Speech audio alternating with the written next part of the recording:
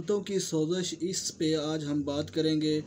ये आम इंसानों में बीमारी पाई जाती है और लोग समझते हैं कि आंतों की सोजश या पेट का फूल जाना ये कोई बीमारी नहीं है, इसको इग्नोर कर देते हैं। इसमें आपको मैं अलामात और इसका इलाज बताऊंगा।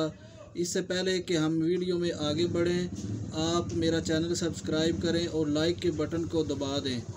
इसमें बहुत सी वजूहात हैं, बहुत सी अलामात हैं और इसमें कुछ इलाज घरेलू टोटके और मेडिसन होम्योपैथिक में वो भी मैं आपको बता दूंगा, वो भी इस्तेमाल करें। आपको जब बुखार होता है, आंतों में बैक्टीरिया का जाग जाना, जिस्म में दर्द रहना, मुंह से गंदी बदबू होना, मुंह के अंदर मुख्तलिफ किस्म के छाले बन जाना। छाले इस तरह बनते हैं कि आपके मैदे में और आंतों में जब बैक्टीरिया ज़्यादा जाग जाते हैं और क़ुव्वत मुदाफ़त को नुकसान करते हैं, उसकी वजह से आपके मुंह में छाले बनना शुरू हो जाते हैं। आपका मैदा और आंतें जो हैं वो हीट अप हो जाती हैं, उनमें अल्सर भी बनता है। मैदा और आंतों में अल्सर बनना, आंतों में भी अल्सर बनना शुरू हो जाता है और आंतों में पीप का बनना, पेशाब के साथ पीप का आना, पेशाब के साथ खून का आना, छोटे पेशाब के साथ कतरों का आना, ज़्यादा कब्ज़ हो जाना, मुख्तलिफ़ किस्म के जो आप फूड्स वगैरह खाते हैं, जो फ़ास्ट फूड होते हैं या नाकस मटीरियल से चीज़ें तैयार की जाती हैं या सॉफ्ट ड्रिंक इस्तेमाल करते हैं, उनकी वजह से आपको कब्ज़ हो जाती है। इस तरह की मुख्तलिफ़ किस्म की बहुत सी अलामात हैं, जैसे आपकी आँखें सूज जाती हैं, हर वक्त सर में दर्द रहता है और इसमें मुख्तलिफ़ किस्म की जो सोजश हो जाती है पेट में, और मैदा और आंतों में ज़ख़म हो जाते हैं, अल्सर हो जाता है, मुदाफ़ती निज़ाम जो है वो मुतासर होना शुरू हो जाता है। इसमें आपके जिस्म में मुख्तलिफ़ किस्म की वजूहात की वजह से वज़न में कमी आना शुरू हो जाती है।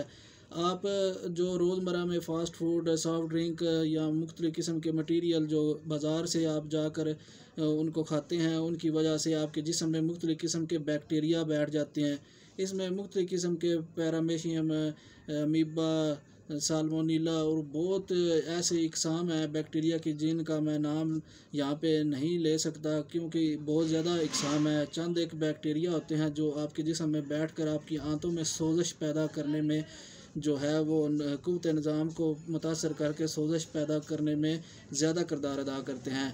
अगर आपकी क़ुव्वत मुदाफ़त ठीक है, अगर आपकी इम्यूनिटी ठीक है, तो आप इस जो है बीमारी से जंग कर सकते हैं। इसमें सबसे पहली जो खुराक है वो नीम गर्म पानी का इस्तेमाल है। वो रोज़ाना कोशिश करें 1 कप नीम गर्म पानी का इस्तेमाल करें।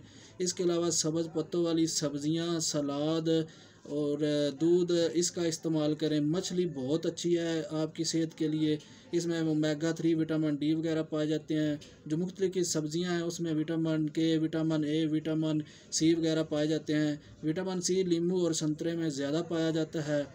इसके अलावा मुख्तलिफ़ किस्म के छोटा या बड़ा गोश्त, वो भी आप मुनासिब मसाला जात डालकर इस्तेमाल कर सकते हैं, उससे भी क़ुव्वत मुदाफ़त में इजाफ़ा होता है। इसके अलावा मार्केट में जो चीज़ें अवेलेबल होती हैं उनसे परहेज़ करें, जो सॉफ्ट ड्रिंक वगैरह, या पहले भी मैंने इन चीज़ों पे आपको यानी बताया है कि आप इन चीज़ों से परहेज़ करें। घर में आप मुख्तलिफ़ किस्म के जो एनर्जी फूड वगैरह हैं वो बनाकर इस्तेमाल कर सकते हैं। इसमें आप फल फ्रूट का juice, fresh juice, milk shake या फ्रूट थोड़ा बहुत अपनी ज़िंदगी में शामिल कर सकते हैं।